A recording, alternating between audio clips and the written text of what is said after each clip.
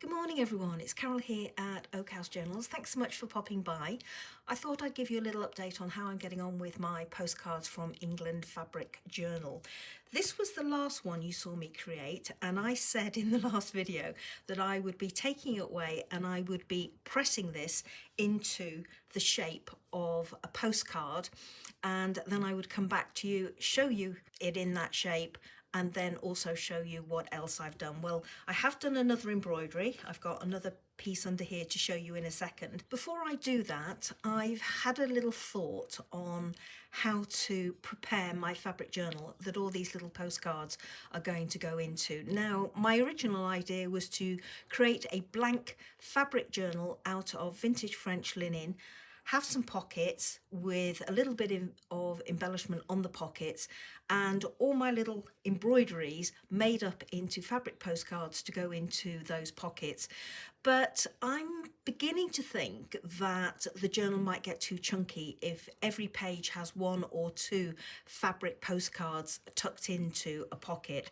So what I've decided to do is to use some of the embroideries as feature pages in my journal. So not to have a pocket on that particular page, but just to have an embroidery as a feature piece. And I've decided that I'm going to use this as a feature piece. I've got enough fabric here to be able to create my page, and I actually love this little embroidery. I think it came out so nice. I was really pleased with it, and I think this would be nice as a feature page. So that's why you're not seeing this one pressed into the shape ready for me to create a fabric postcard out of it.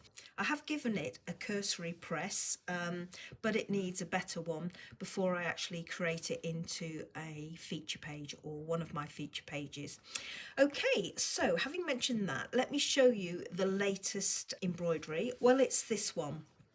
So this is the kit. It was one of the subscription kits, and I have to say, originally I wasn't particularly enamoured with this one. As I was stitching it, I did think more than once that I was going to stop and not continue with it for several reasons. So let me explain why. Firstly, the fabric is different.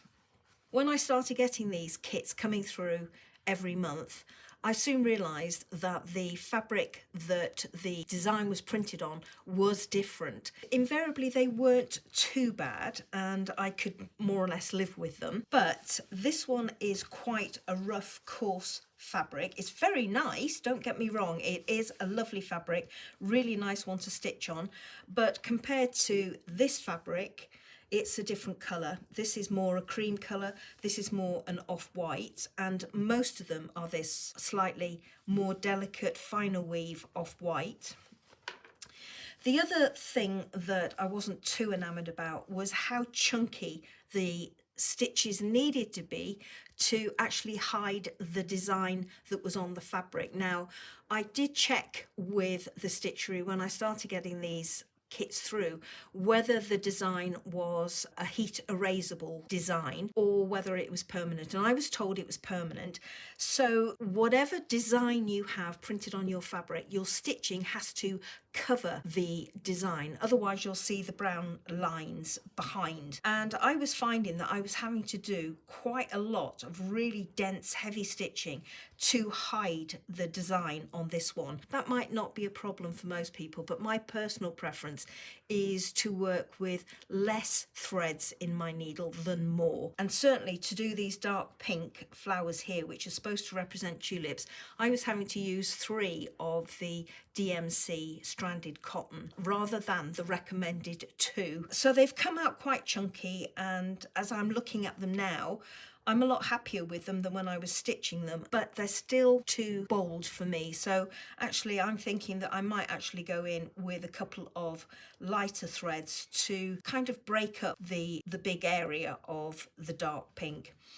So with this one, what have I done differently? Because I always seem to do something different from the instructions that come with these kits. Well, this particular design on this fabric, I think, was a misprint because I was more or less having to complete the letters as I was stitching them, which was absolutely brilliant because it was recommended that I use 2 threads of DMC thread or stranded cotton to do the lettering. Now, 2 threads would have hidden some of the design, especially where the E's are and where the C's are. So because I didn't have much of a permanent design for the lettering, it enabled me to go in with just 1 strand of cotton to create my lettering and make it a lot finer and a lot clearer. So I was much happier with that. So that's exactly what I did. I didn't use split stitch for my lettering. I used stem stitch because with a single strand of DMC floss, you can actually get quite a nice line. The wellies themselves were supposed to be done in satin stitch, not a favourite stitch of mine, so I didn't want to go there really with that. So I decided to use split back stitch for filling in my Wellingtons, and then I went round the outside just couching with a whip stitch in the grey colour because the wellies are pink and grey, just to define my Wellingtons so that they stood out a little bit better. The other thing that I did differently was just to add these tiny little dots of leaves here all the way around, just to add more of a delicacy to the edge. Without that, I felt it just looked like a blob of flowers in the middle. So by just adding these few little single chain stitches or single lazy daisy stitch, whichever you prefer to call them, I think that just broke that up a little bit. The other thing that I did differently was to really dimensionalize these blue flowers. Now these are supposed to be hyacinths, and it was a plethora of French knots that you just did on top of each other, and I really added loads and loads on top of mine just so that it would dimensionalize, because everything was looking pretty flat to me without that. I have to say, I love how the little daffodils have been done. I have never done stitches like that to create these tiny little daffodils, and you'll see what I mean when I go in with some pictures in a moment or two. But I really enjoy doing those, and I will certainly be using that instruction for creating daffodils in future. So there we go, everybody. I hope it didn't come across that this was a whinge at all, because please, it wasn't intended to be. I was just commenting and voicing the things I found good and the things I found not so good in this particular design.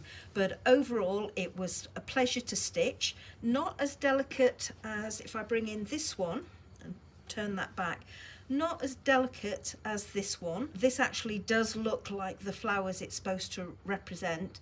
This one, not quite as convinced, but I still enjoyed doing it. Please don't get me wrong, I had a lovely time doing it, but out of the two, this one I think works a lot better in terms of the flower designs. So I'm going to go away, give this one a press. I'm not sure whether this one will make it into my journal either as a feature page or as a postcard, because if I do find I've got too many, this is the one that I will drop, because out of all of them, it's not my favourite. But in the interim, I will take this away and I will give it a good press and have it in my project box for when I put together the rest of my fabric journal. So I will do some close-ups of this little embroidery so that you can see it in more detail and perhaps see what I'm talking about. And I will be back in a moment or two with my paints, and I'm going to start painting the background for my next fabric postcard.